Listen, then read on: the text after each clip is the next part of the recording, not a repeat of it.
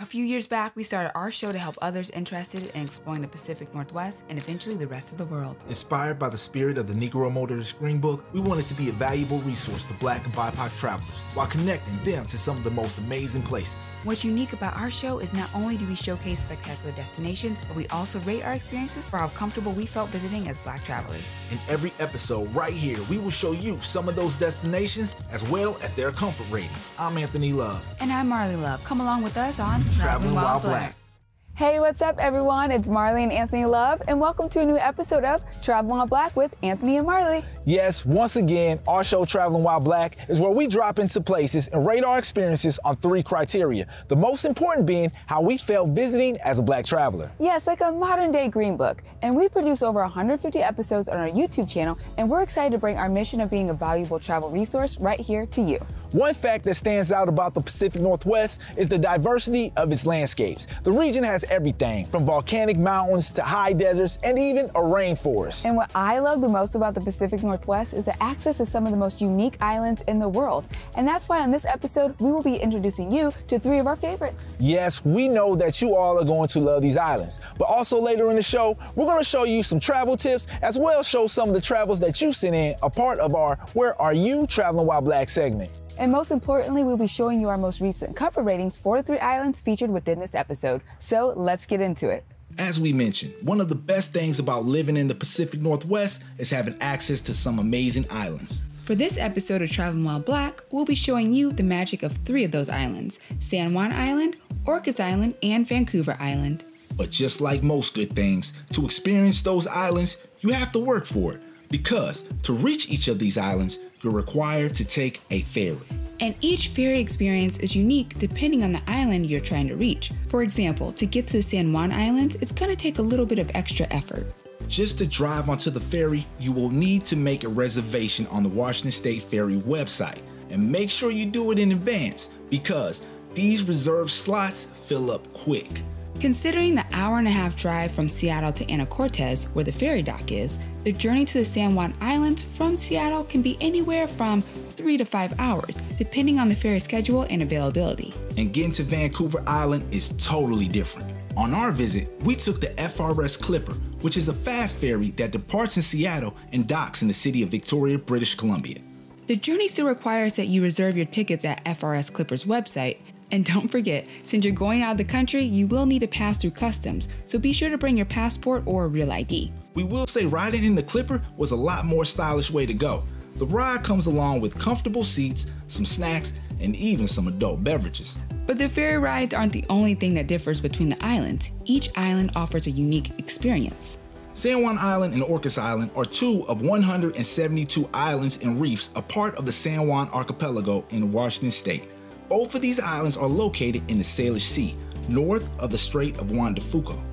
Vancouver Island is an island off the Pacific coast in Canada. The city that we are featuring, Victoria, is located on the southern tip of the island. Victoria is also the capital of British Columbia, and you'll see later in this episode how the city resembles Britain to this day. But don't get it twisted, Vancouver Island also contains an abundance of access to some amazing nature.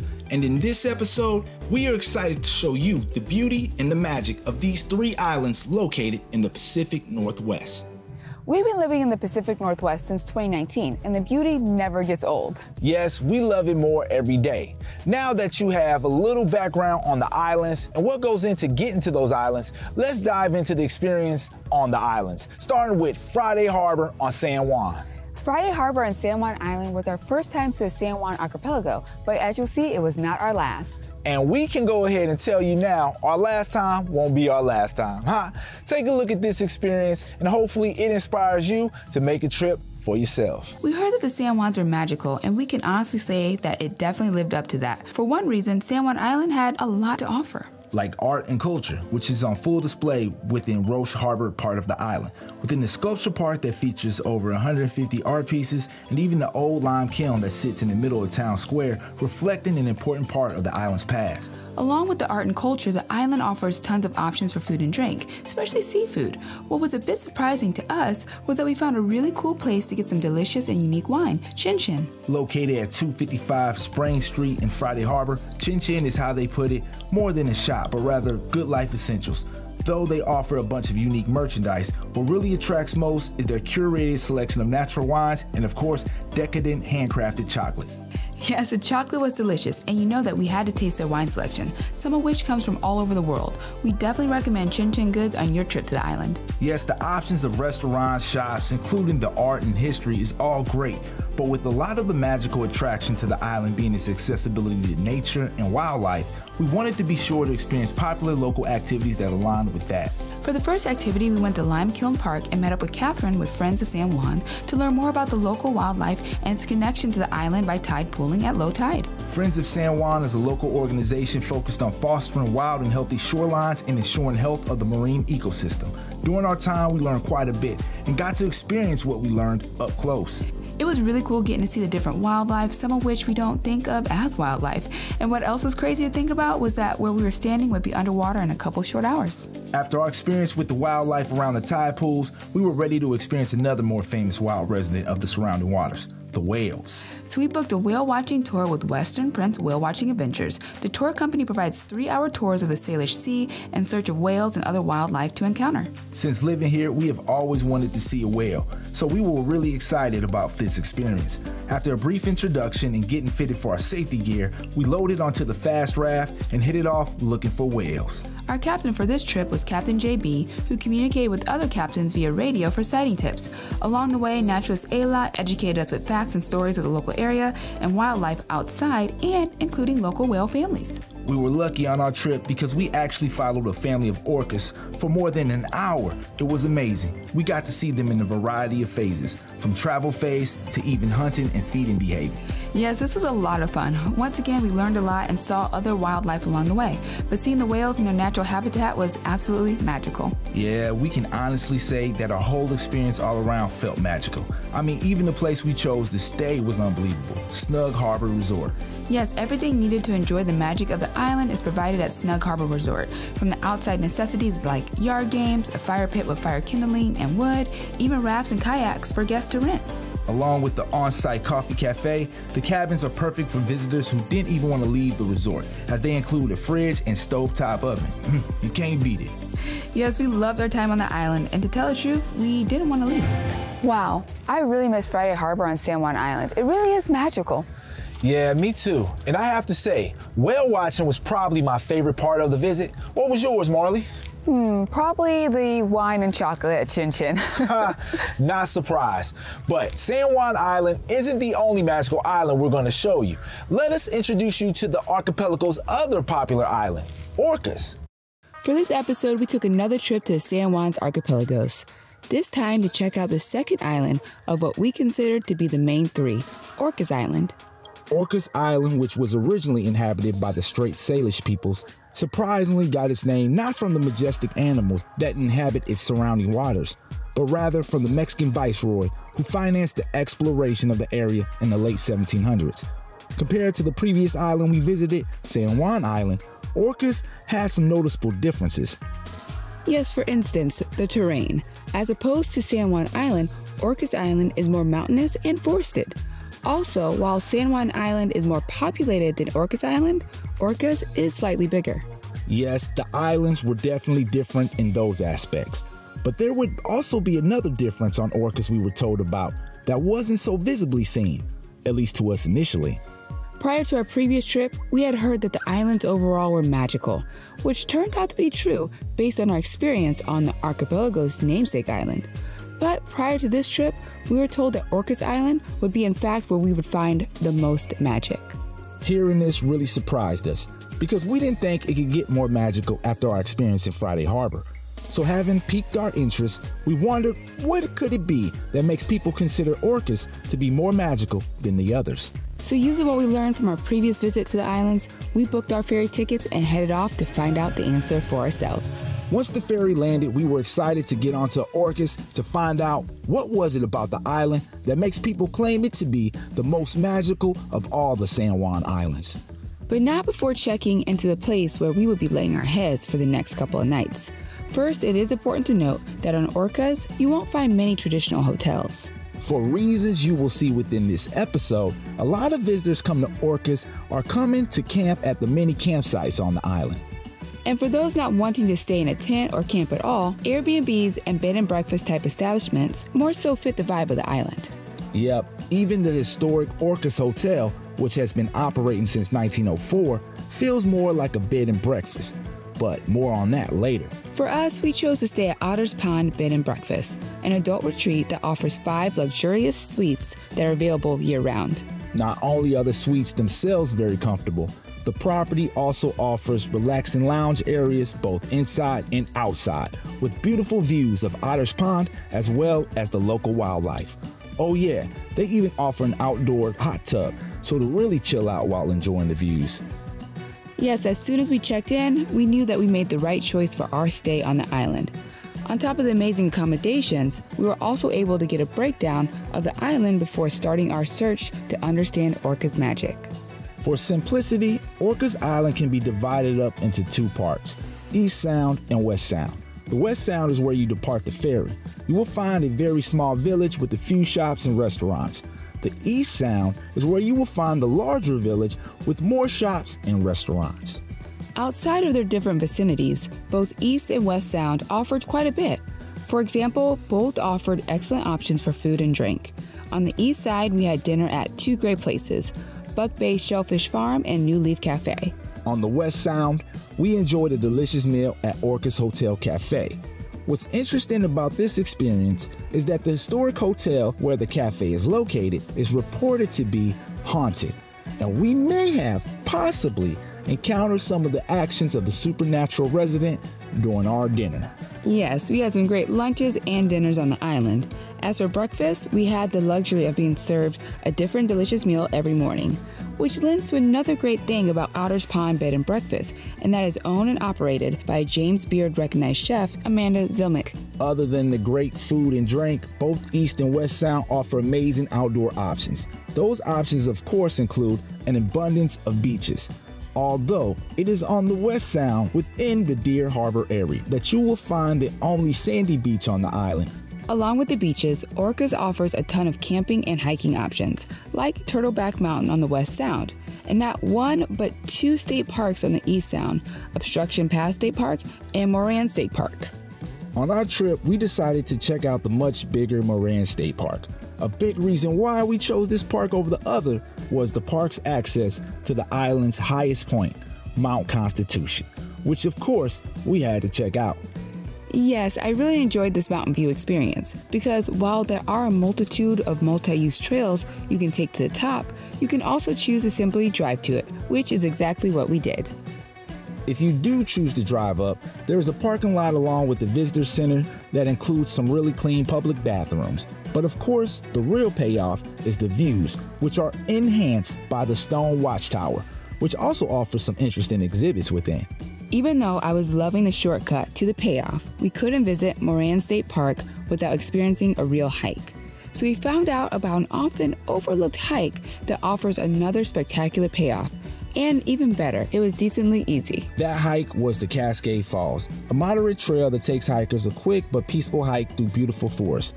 In less than a half a mile, you come to a spectacular 45-foot waterfall, which can be taken in either at an upper or lower viewpoint. If you happen to be interested in more of a challenge, the trail also connects to more trails that lead to other waterfalls. But again, this is perfect for me. It is important to note that the parking around all of the trails within the state parks require a Discover Pass, but there are plenty of pay stations around if you only need a day pass. Also, if you don't have a boat or boat and accessories, there are plenty of places around Orcas that offer rentals. And renting just doesn't stop with boats. Visitors can also rent bikes, mopeds, and even cars. Cars may be a great rental option if you choose to take the fast ferry from Anacortes. Yes, we had a blast during our outdoor experience on Orcas, just like our previous experience on San Juan Island, and we can honestly say that we really enjoyed our time. Still, at the end of it all, we had to ponder, what was it that makes Orcas more magical than the other islands? And in asking, no one could articulate it for us. Not the locals who joined our table for our meal at Buck Bay, not any of the locals at the local farmers market, and not even our host Amanda at Otter's Pond. But when we thought deeper about our experiences, it finally hit us. Whether we were enjoying a meal at one of the restaurants, driving from place to place on the island, staring at a waterfall in Moran State Park, or even just lounging at Otter's Pond Bed and Breakfast. We were always surrounded by nature, to the point we were engulfed in it. Yes, it was magical. While we don't know if we can say Orcas offers more or any less magic than San Juan Island, we can say that it is a different type of magic. How we sum it up is that San Juan's Friday Harbor provides the type of options that take you to experience the magic of the archipelago, but Orcas, it provides options for the magic to come to you. Once again, we definitely recommend a visit to the San Juan Islands, no matter if you choose the namesake island or Orcas Island.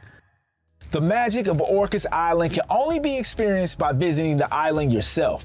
So definitely add Orcas to your must-visit list. So we've introduced you to San Juan Island, Orcas Island, and when we return, you'll be introduced to the next island that's in the Pacific Northwest, but not in the United States. Plus, later in the episode, we'll give you the comfortability for Black people rating for all 3 of the islands. So don't go nowhere. Welcome back. If you didn't know, the Pacific Northwest also includes some of Canada, British Columbia to be exact. That's right. And here in Seattle, we're lucky because you can take a fast ferry just a few hours north to Canada. And we did just that on our visit to British Columbia's capital city, Victoria. Before it was colonized by Europeans, Vancouver Island was home to a variety of indigenous peoples who thrived for thousands of years thanks to the abundance of natural resources. Europeans finally arrived in the 1700s, eager to capitalize on those resources, and with that eagerness came conflict. Ironically, it was a rising conflict that led to the founding of the very city we would visit on the island. See, by the 1800s, beef was brewing between Britain and the United States over competing claims within the Pacific Northwest Territory. With Vancouver Island being a hotspot for fur, the Hudson Bay Company saw the perfect opportunity to help bolster their country's claim to the territory. The company would do this by establishing Fort Victoria, a fur trading post that also stood as a symbol to the United States that British presence was there to stay. Yeah, it was a bit petty. Yes, a little bit, and we imagine it went something like this. Can you believe those Americans? Can't believe it. Screw Yankees already barging in on the claims. Don't get me started. Now they think they could claim Vancouver Island? All that fur for themselves? I mean, it's called Vancouver Island, not Jefferson Island. I know that's right. You know what? What are you going to do? I'm going to set up a fur trading post right on Vancouver Island. Do it. Yeah, big old fort with cannon. There you go. And we're not going to stop there. What else are you going to do? We're going to have afternoon tea every day. Tell him. Hell, we're going to have high tea. Tell him. Beans on toast. Everything. Go get my money.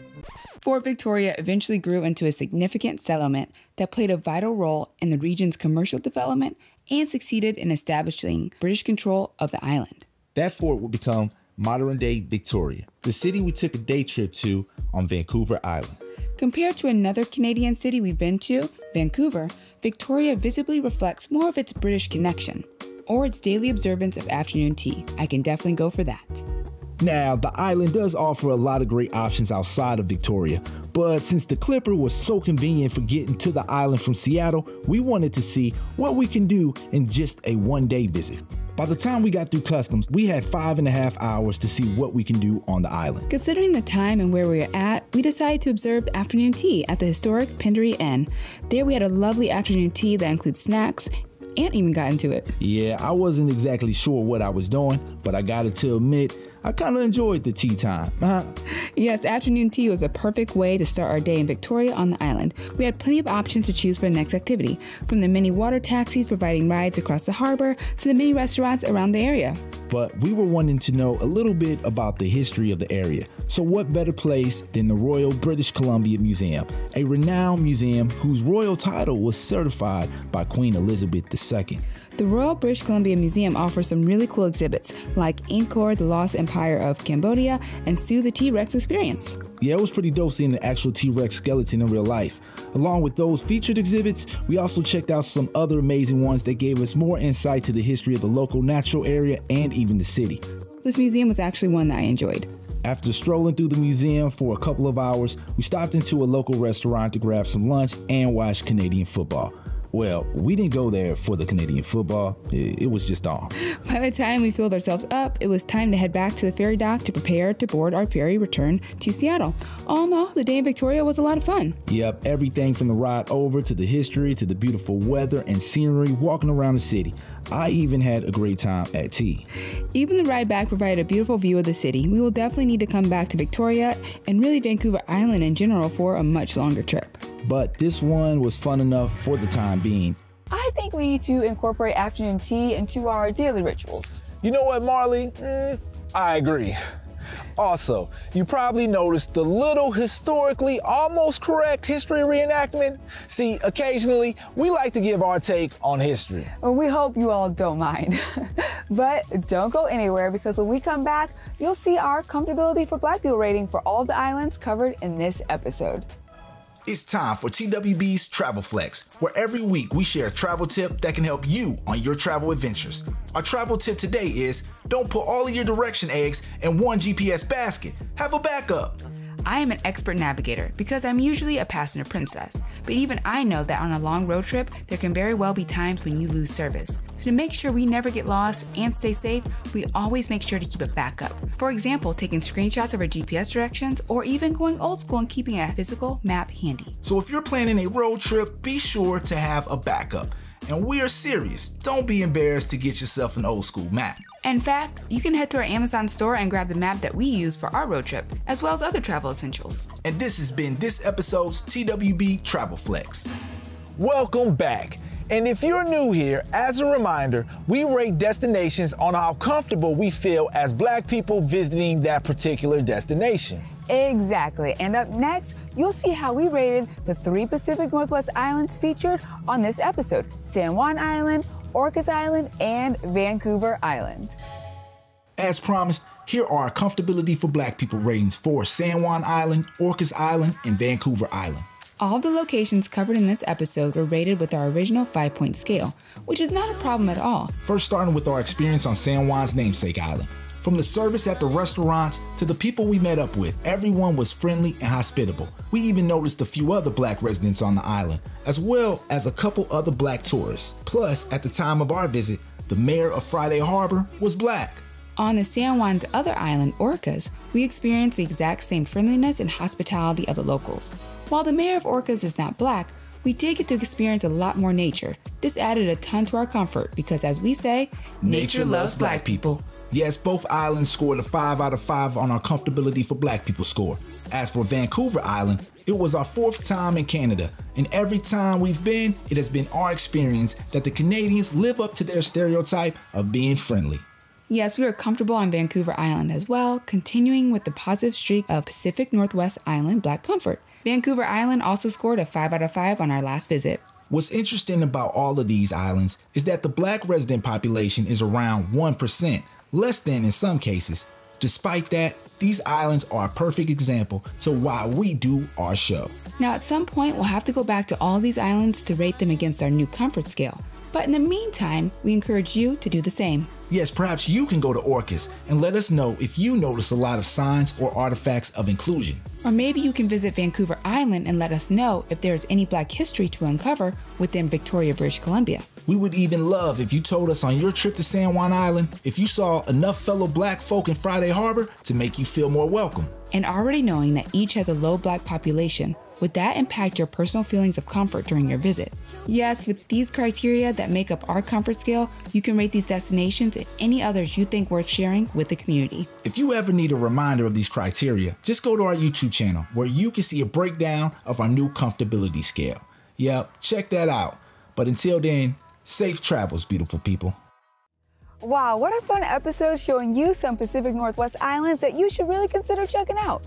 Yep, but before we go, we want to see some of where you are traveling while Black. Our first pick comes from Angela and Victor in front of Pina Palace in Sintra, Portugal. Fun fact, this is actually a UNESCO World Heritage Site. Next up is a picture from Denise and Derek celebrating on the waters of Cabo, Mexico. I think it's time for us to plan our return trip to Cabo. Finally, here's one from Jerry.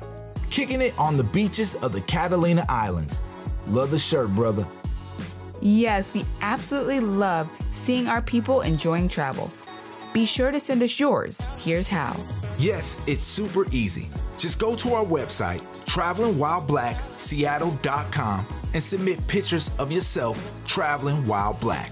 Be sure to include your name and where you're traveling to. And in every episode, we will pick a handful of submissions to shout out during our segment, Where Are You Traveling While Black? Well, that's it for this episode. We hope you all enjoy seeing and learning about some of these really cool Pacific Northwest islands. Yes, because we really enjoyed showing them to you. And we can't wait until next episode to show you more of what we have in store. And always remember, you can dive deeper into our adventures by joining our YouTube channel at Traveling While Black. And also, be sure to follow us on Instagram at TravelWhileBLK and TikTok at TravelingWhileBLK. So until next time, beautiful people, stay up, stay true, and do you.